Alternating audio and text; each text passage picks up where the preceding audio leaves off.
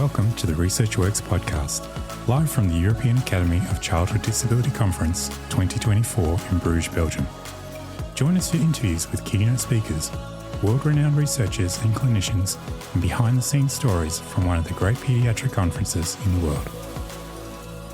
And now I have Marleen Sol from University of Applied Sciences in the Netherlands. Hello and welcome. Hello, thank you. It's so lovely to meet you. Thank you for being here. And I've been, when I saw your abstract, I was very keen to speak with you. And I know you've got your poster presentation a little bit later today. But when I read the title, everyone will understand why I'm so keen on this. It's titled A Roadmap for Implementation of Pediatric Wheelchairs Skills Training in Rehabilitation. Exactly, yes. Very, very important and exciting work. So how about you give me a bit of a rundown, about 60 seconds or so, and then we'll take it from there. So yeah, if you can. I know it's really hard to do in 60 seconds. I'll give it a go. Give it a go. Yeah, so this project was called the WIN project, the Wheelchair Skills Implementation Network project. And what we did is we had 5 rehabilitation centers with 7 locations that wanted to implement wheelchair skills training. Great. They all chose from their healthcare professionals a local implementation leader, a champion or a knowledge broker, what you can call them. Yeah. And they were facilitated by an implementation specialist, me, to implement wheelchair mobility skills training. Yeah. And how this worked is that we broke down the whole process of implementation in small steps, and we went from intention to action, from we want to implement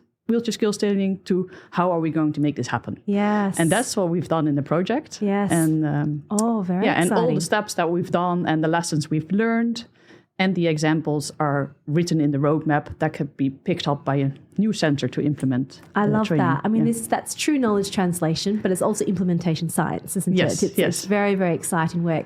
Well, let's go back to sort of, I guess, traditionally, in my mind, when I work clinically, what I've often observed is, you look for a wheelchair that fits the child, but the actual training and how to use it isn't always particularly standardized, and it can vary so much. So what did you observe? Which I gather that's probably why you did this. Yes, exactly. Meeting a need. Well, especially for this project, but in general, I think most interventions and even the most effective study will still need implementation to actually get it into practice. Yeah, that's right.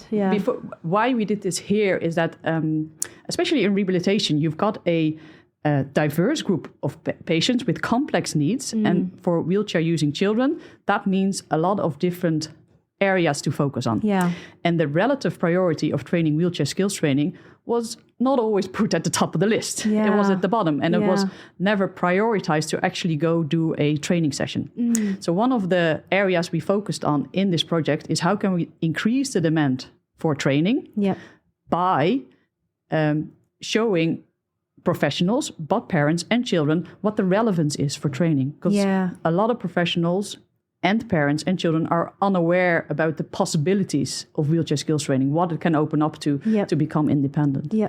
And what kind of skills are you looking at here? Yeah, well, I think that's the main difference.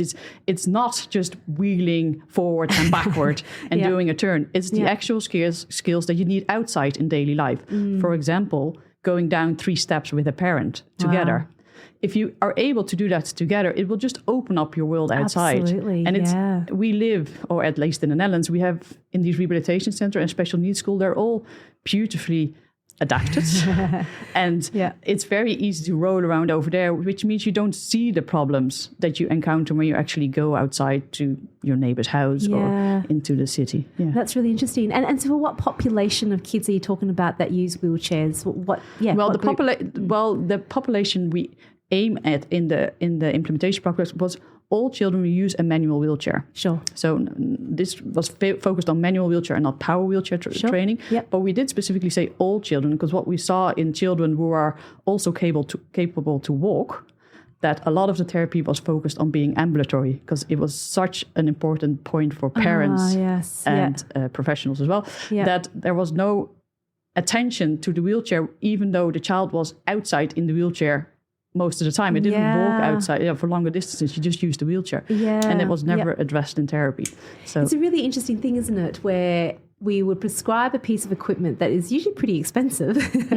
And it's the training becomes an afterthought. And it's interesting that's the case, because when you consider someone who might be, presenting of GMS level 2 or 3, they'll walk indoors in a nice flat surface, but a lot of them will use a wheelchair longer distances. Yes, exactly. And majority of the time will be in their wheelchair if they're in the community.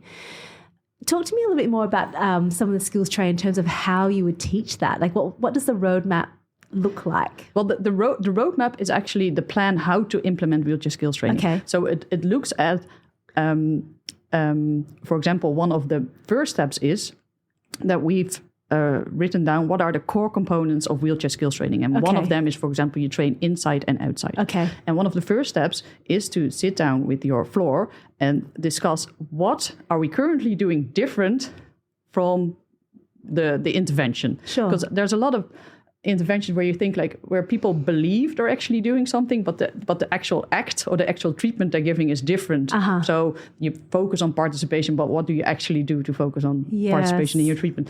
And so we've written down 5 core elements of the training and said, well, this is the main basis of wheelchair skills training, and what do you currently do and not do, and which areas do we need to improve? I see. And how, I guess in terms of a practicality perspective, how long would that take? I mean, it depends on the kind of goal they might have, who carries it out. Like how does that part of it work practicality wise? Of a wheelchair skills training. Yeah. So one of the main elements is a minimum of 6 hours of training with parents there. Okay. Minimum of 6 hours training in a group, and minimum of 6 hours training with someone who's experienced in wheelchair use. Okay. So the actual amount of hours that we've set is minimum 6. So that's not that long. No. And but the point is you spread it out over time. Yeah, I was going to say the period of time. You get time to practice these skills in daily life. Yes. And what we saw in our implementation project is that most centers did like a short intensive period of like 8 weeks where they did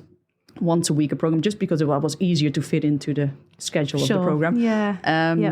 So it's not a long program at all compared to different therapies. Yeah. And how would you evaluate, I mean, apart from the fact that the person says I feel more confident, I can do all these things, is there a way of evaluating how effective this is? Yeah, so what we've done in this project is basically a spin-off of my PhD project, which was about assessing the effectiveness of wheelchair skills training. And a part of it is that you do the assessments based on wheelchair skills tests, but also on participation goals, and you can set them up, individually target them, or individually describe them at the start of the project and measure them at the end of the project. But the most important thing is that you take that with you throughout the training. So you don't assess it at the beginning and you assess it at the end, but it's a follow-up, because what we've realized, what we've heard back, is that it's very... it's opened the eyes to therapists, to parents, of what children are actually capable of if they start practicing, and they soon exceed expectations. And you adjust your goals on where you're going to go. Yeah. Look, I think that's so relevant to... Oh gosh, I say this all the time, but we are becoming so consistent now with the thinking and our approach, and even the theme of this conference being a symphony. Yeah. And you're thinking about lots of different groups of people that represent different kinds of interests.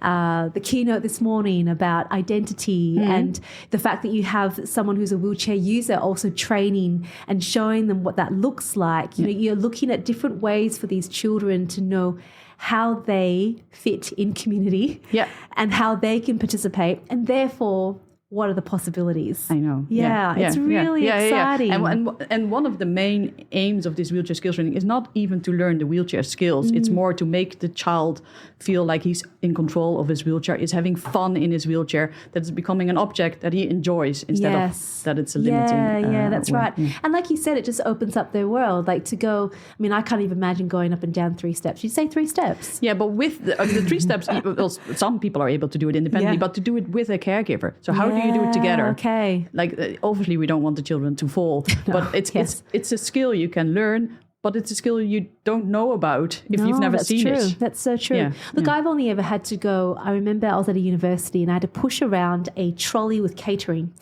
And they said the space is wheelchair accessible, so I should be able to push this around. And I said, okay, I'll go and get it. And I remember I was 15 minutes late because, yes, it's accessible, but there are a few steps here and there.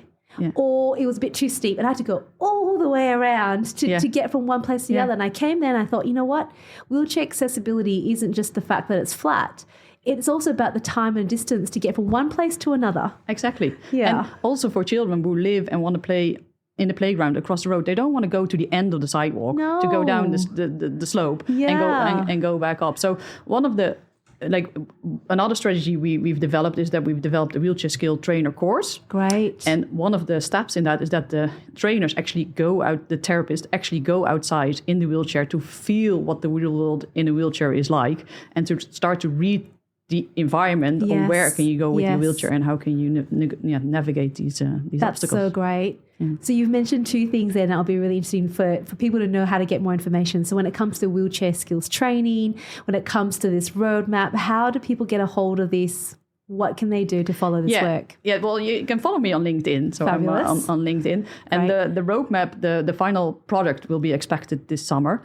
Fantastic. And then that will become available. Yep. And I think the main message that I still want to bring across about implementation, it's about focusing on the maintenance of the therapy program in the future. Yes. So not we need new trainers now, for example, but what does my organization need to still be able to run this program in 10 years' time? Yeah. And I think that's a really different perspective of how we need to look at bringing new innovations into. It's true, isn't it? It's an organizational level. It's if you're prescribing a wheelchair, you're also always doing wheelchair skills training. Yes, they should go hand in hand. And I suppose hopefully this work will help to shift that dial so that they do go hand in hand. And we're never going to find an environment that's completely accessible. I think we would love that to be the case, but there are just some places where environmentally it's not even possible.